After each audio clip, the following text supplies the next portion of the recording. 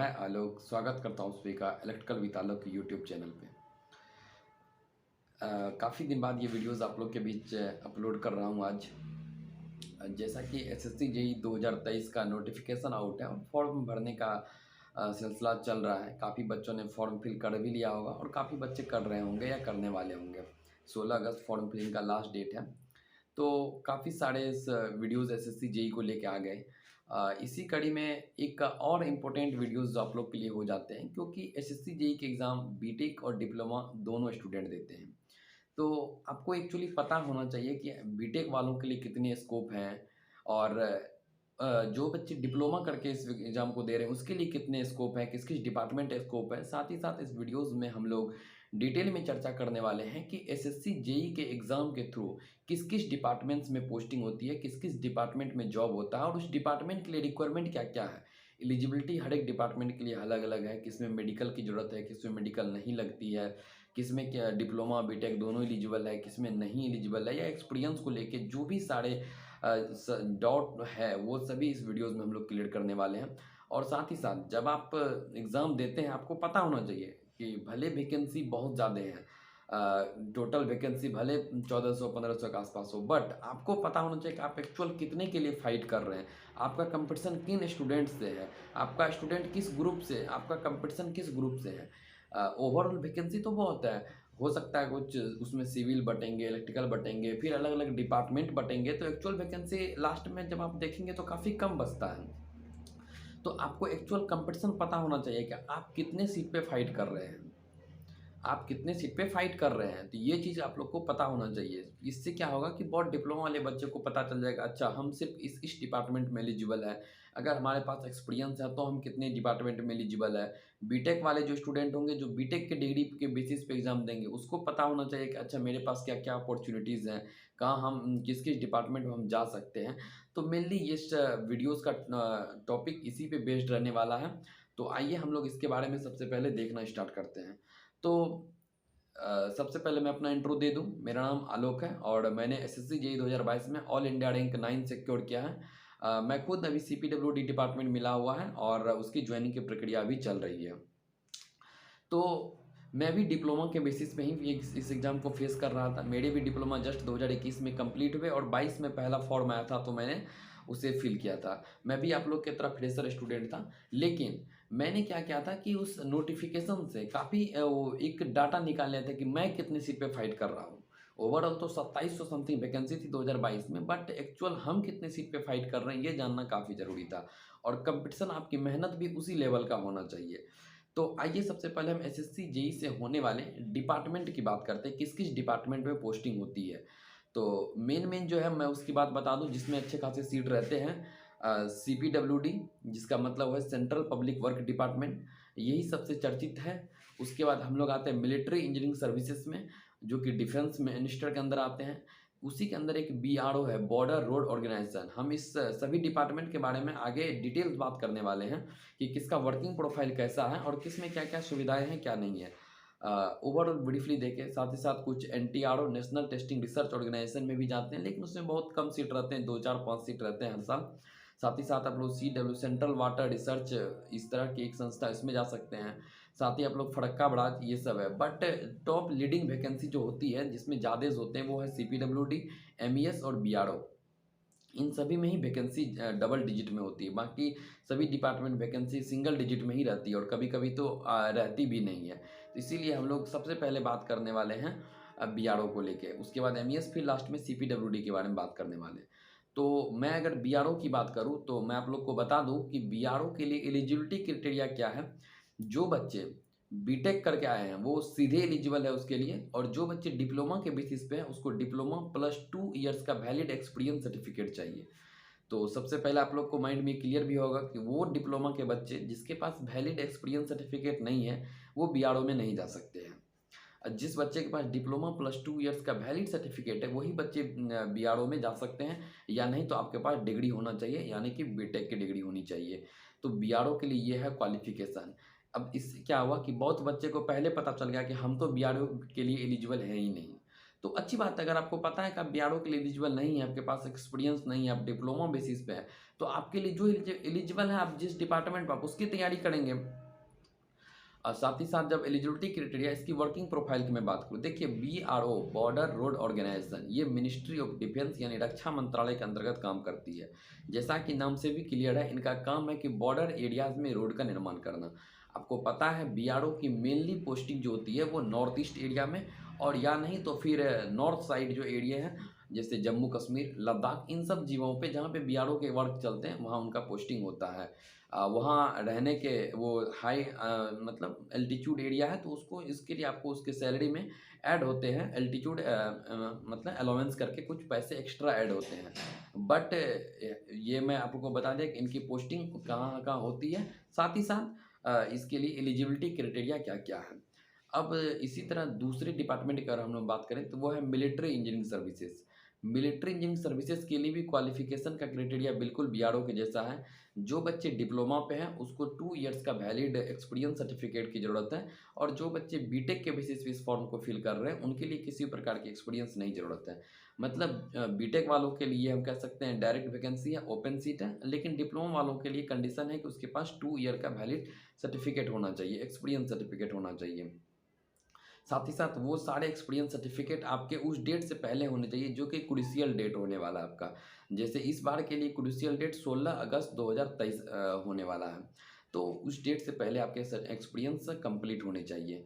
तो बीआरओ और एमईएस दोनों के लिए एलिजिबिलिटी क्राइटेरिया सेम है। लेकिन दोनों में प्रेफरेंस की बात करेंगे तो लोग पहले एमईएस को प्रेफरेंस देते हैं, क्योंकि एमईएस की पोस्टिंग जो है वो अक्रॉस ऑल ओवर इंडिया होती है। ये नहीं है कि बॉर्डर एरिया में ही होंगे, वो लोकल एरियाज़ में भी होते हैं, हाई डेंसिटी एरियाज़ में भी होते हैं, और अक्रॉस इंडिया इनकी पोस्टिंग है। वर्किंग प्रोफाइल भी इनकी काफ़ी अच्छी है। तो इसीलिए बीआरओ से पहले लोग एमईएस को प्रेफरेंस देते हैं। यही रीज़न भी है कि बीआरओ का कटअप जो है वो एमईएस से कम रहता है। ये एमईएस में वर्किंग प्रोफाइल को लेके जहाँ तक है कि इसमें मेडिकल्स की उतनी ज़रूरत नहीं पड़ती है। आपको बीआरओ के लिए मेडिकल की ज़रूरत पड़ सकती है, और मेडिकल भी इनका टफ नहीं है, एक नॉर्मल चेकअप है जो आप बॉडी चेकअप लेते हैं। जैसे आप सुनते होंगे आर्मी में जाने के लिए इतना दौड़ ज़रूरी है, बट ये सब बीआरओ में नहीं ज़रूरी है। नॉर्मल मेडिकल है, आप उसे क्वालिफाई कर सकते हैं, क्योंकि आपको भी पता है कि ये सिविलियन पोस्ट है।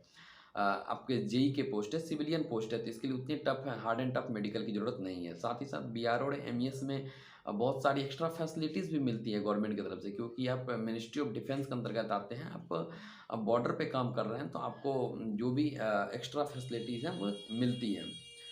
तीसरी अगर हम डिपार्टमेंट की बात करें तो वो है सेंट्रल पब्लिक वर्क डिपार्टमेंट, और यही सबसे चर्चित डिपार्टमेंट भी है। एक और डिपार्टमेंट है सेंट्रल वाटर कमीशन, वो भी काफ़ी फेमस डिपार्टमेंट है। सेंट्रल वाटर कमीशन के बारे में मैं पहले बता दूं, इसमें एलिजिबल है, डिप्लोमा भी एलिजिबल है और बीटेक भी एलिजिबल है। इसमें कोई एक्सपीरियंस नहीं चाहिए है डिप्लोमा वालों को। और सेंट्रल वाटर कमीशन की पोस्टिंग भी अक्रॉस इंडिया ही है, बट कुछ कुछ लोकेटेड जगह है वहीं होने वाली, जैसे दिल्ली इनका मेन पॉइंट है। केंद्रीय जल आयोग, सेंट्रल वाटर कमीशन जितने भी नदी ये सब हैं उन सभी को ये रेगुलेट करती है। वाटर संबंधी जितने भी रूल रेगुलेशन हैं ये सभी सीडब्ल्यूसी इसको ऑपरेट करती है। ये भी डिपार्टमेंट काफ़ी अच्छा है। सिविल की वैकेंसी इसमें काफ़ी आती है, और उसके बाद मैकेनिकल के लिए कुछ सीटें रहती है।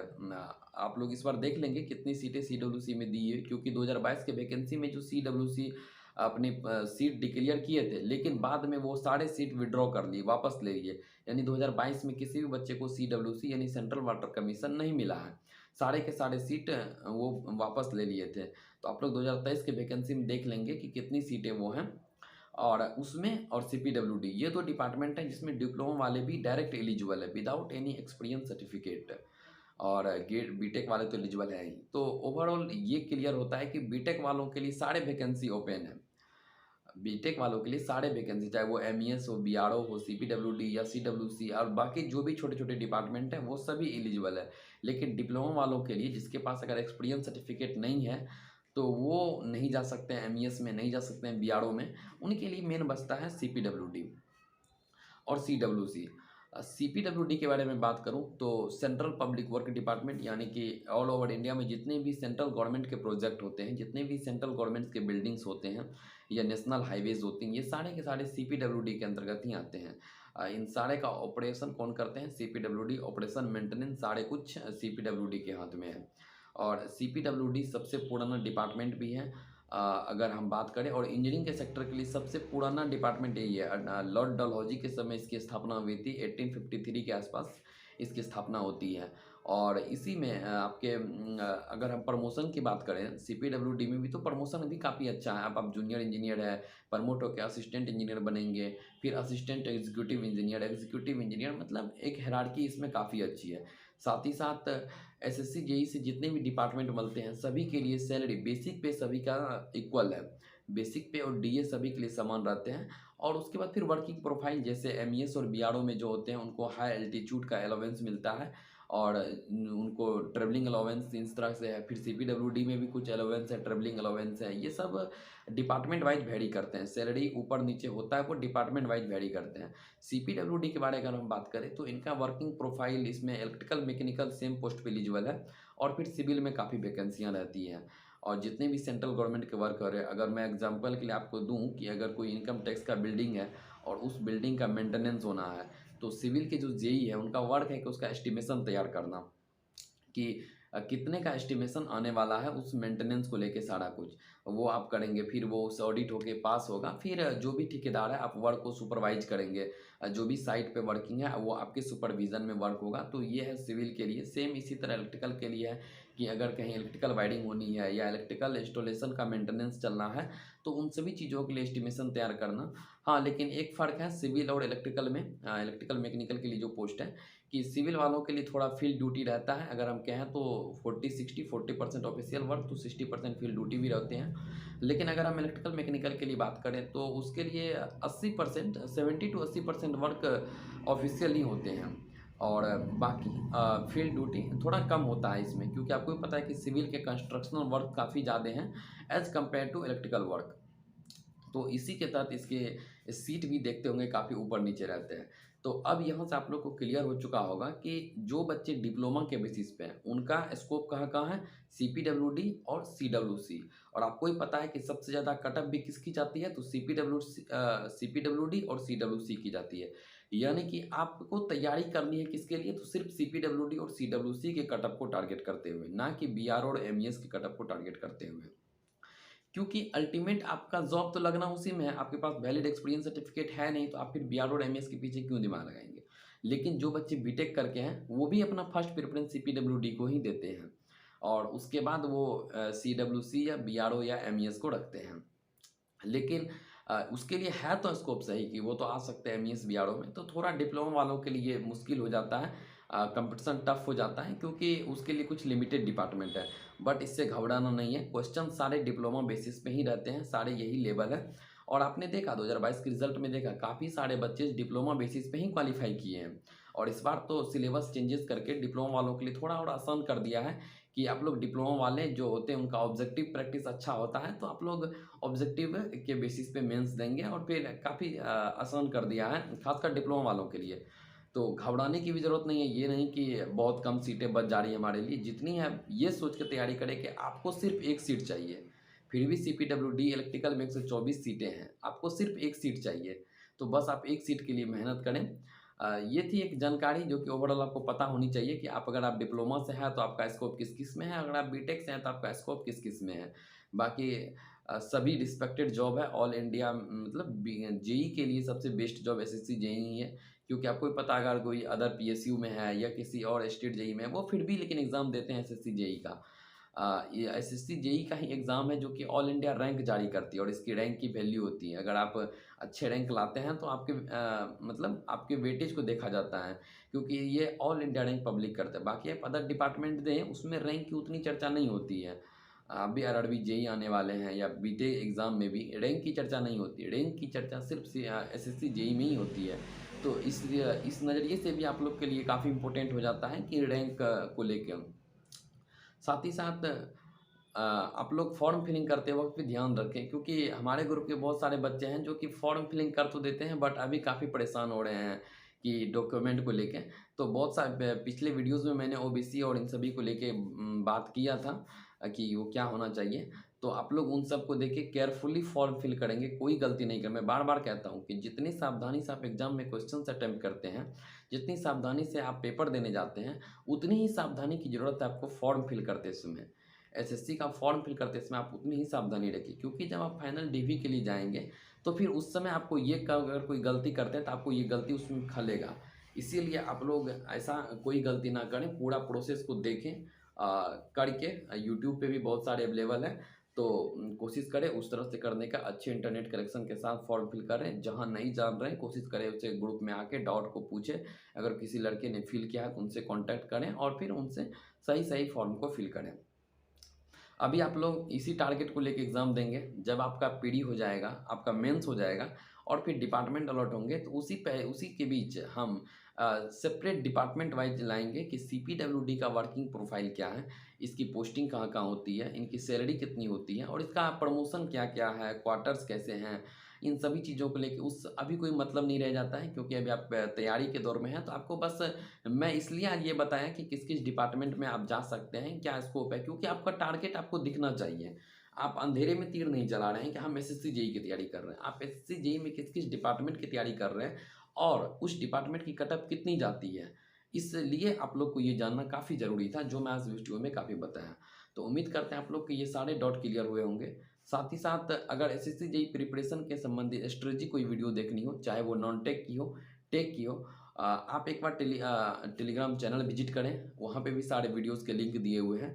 अन्यथा आप इस YouTube channel electrical with Alok YouTube channel पे भी विजिट करें। आप इसके प्लेलिस्ट पे जाएँ, नॉन टेक का अलग प्लेलिस्ट बना हुआ है, परीक्षा वाले सीरीज़ के नाम से।